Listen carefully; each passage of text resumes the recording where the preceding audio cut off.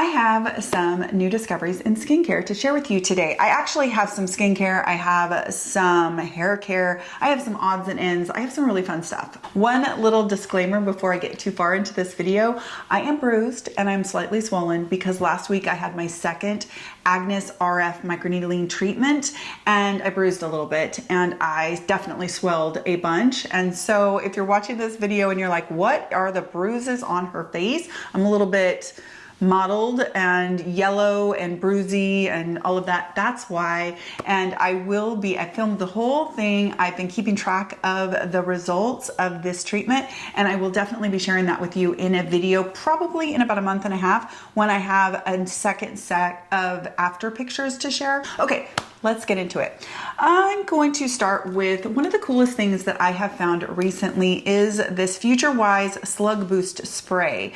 This is something that I actually found at Target. I've seen the brand at Target, and maybe you have too, many times, but I've just kind of walked by it.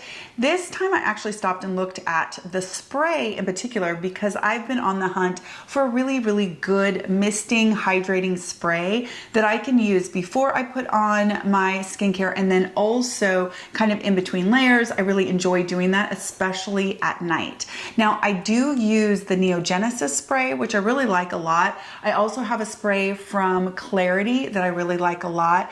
I have the Lisa Eldridge spray. That's really nice as well. So I have lots of different kind of mists that I like for hydration or for nourishing the skin, that kind of thing. This one intrigued me because it has a cocktail of humectants, and one of the humectants in particular is really a favorite, and that is polyglutamic acid. There are other humectants that really can do a great job besides hyaluronic acid.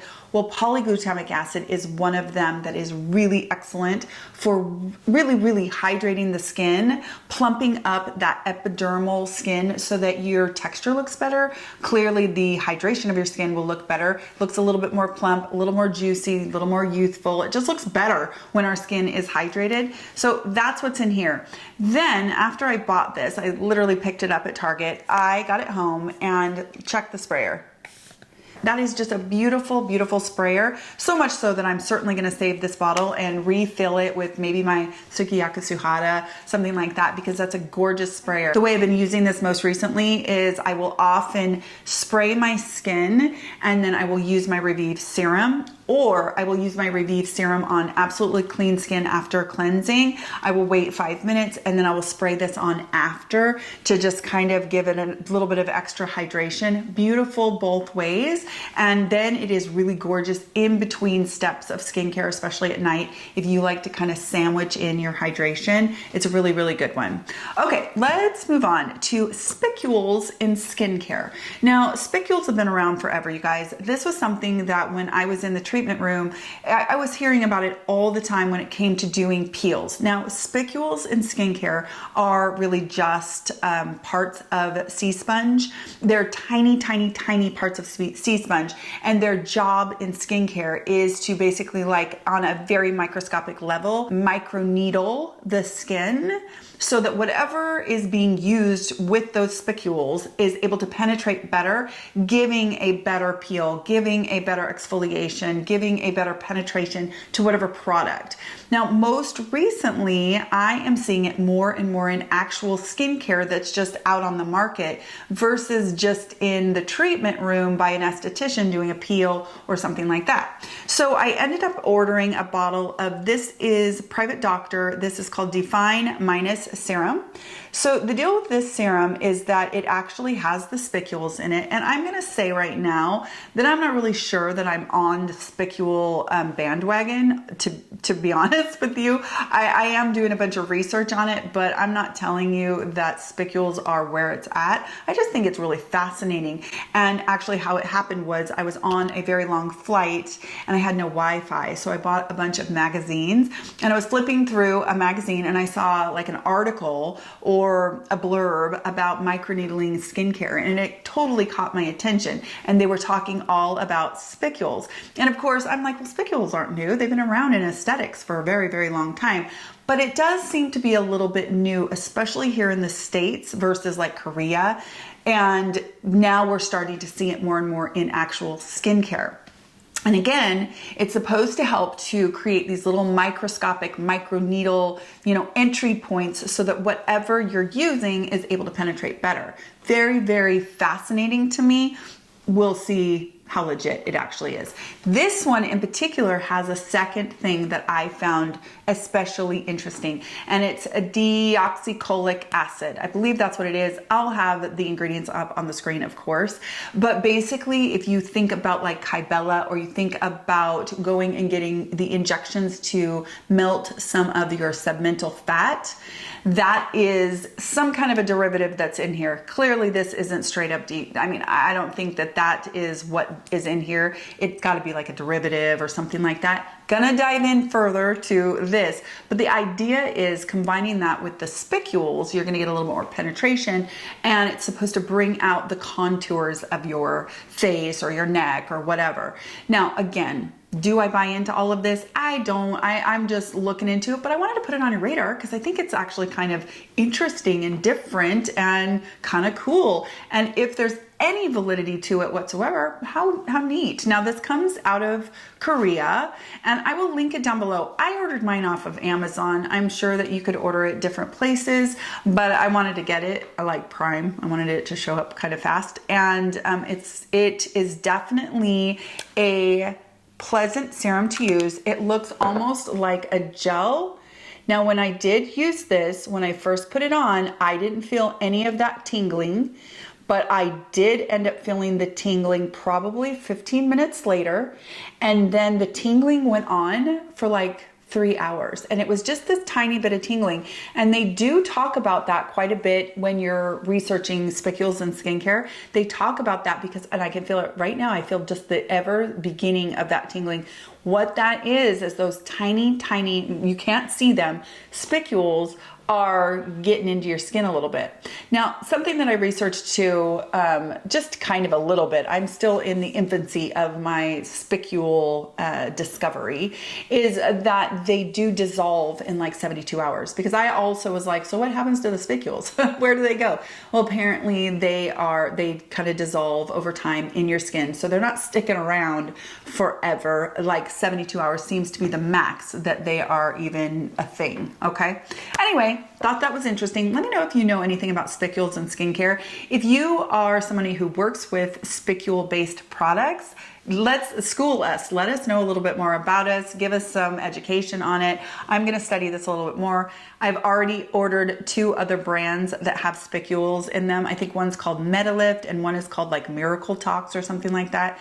Anyway, my plan was to do like spicule content and just learn about it and share because I think it's intriguing. I'm thinking I might just use it on my submental for a while and just see. But again, whether or not it's really legit in that way, I am not saying. I just think it's kind of intriguing. And if there's any legitimacy to that whatsoever, that's pretty cool. Okay, moving on to a hair product that is awesome, if you ask me. It is by Shark. This I actually discovered when I was in England. I borrowed this device from my friend who lived there and was like, I have to order one of those for myself. So I went on to Amazon US while I was still in the UK, ordered it, and this was waiting for me when I got home. The reason why this is so special is because it is a regular old blow dryer brush that is oval, which I love. And then it is a lot like the Tymo brush that I have shared about and absolutely love. So this part and this part are just like my Tymo. Now, when you use this brush, the air part, you turn that on, and the Tymo part, for lack of a better way to describe it, doesn't turn on. So you're not using that on wet hair or damp hair because that would not be good. So you can first blow dry your hair like with a round brush, but all in one. This does not get as hot as my bed head or as my dry bar. Both of those get really pretty hot, and I have to be super duper careful with them because I don't want to break my hair with heat. This doesn't get quite as hot, and I appreciate that. It does take me a little bit longer to do my hair, but I'm okay with that because it doesn't seem to get that hot spot, overly hot, you know, heat that's gonna really damage the hair. I still use heat protectants and all that kind of stuff. When I'm done doing that, then I can turn these on and go and do the finishing work, do curtain bang, you know, all of that kind of stuff. Then on days you don't actually wash your hair, you can only use the Tymo part to polish up your hair, to restyle, you know, all of that kind of stuff. I think that this is ingenious to have a combo of two of my favorite devices in one. And I was super excited to discover that at my friend's house. I would have never even known this existed. So if you are somebody who likes to do the round brushing with the blow dryer brush and you also liked the Tymo, you might be interested in checking this out. Again, it is from Shark. I got mine on Amazon. It was here in a couple of days, and I think it was around $99, but I do think it was worth every single penny because it is a combo tool that I will now travel with, and I have a 2-in-1. Next thing is gonna be something I discovered from my friend Tessa from Talk Tessa to Me. Again, she is probably my best discovery of 2023. I absolutely adore the woman, and talk about influential. I am always wanting the stuff that she talks about. She is over on Instagram. I'm gonna link her Instagram in the description box. If you're not following her, if you are on Instagram, you should. She's just a joy. She's a joy to watch, and she shares some really amazing stuff. Well, this was one of them. This is the Obagi Nu-Cil Brow. Now, she's been sharing about this for a little while, and I have literally, like, honestly, if we had a time lapse, we could see her eyebrows filling in. She's been using this for less than the amount of time that they say that it will take to get the results. And it is like she has double the amount of eyebrows. It's insane to me. So I ended up picking it up. And again, I actually bought this on Amazon. I looked all over in Portland to see if I could find places that sold Obagi, and I was gonna just run out and buy it.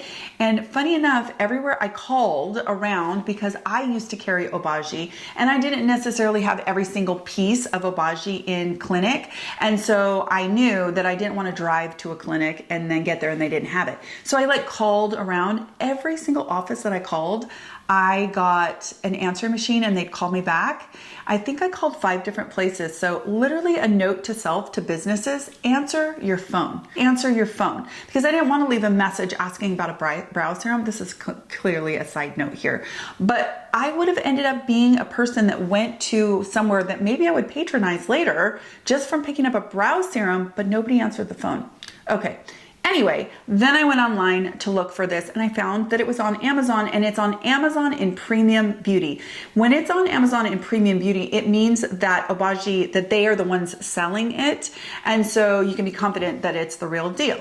It also was less expensive. It was like $30 off or something like that on Amazon. Had like the slash through the full price. I don't know if it's still going to be like that, but that is where I'm going to link this because that's where I bought it. It showed up overnight. It was on my doorstep like 15 hours later or something, and I started using it.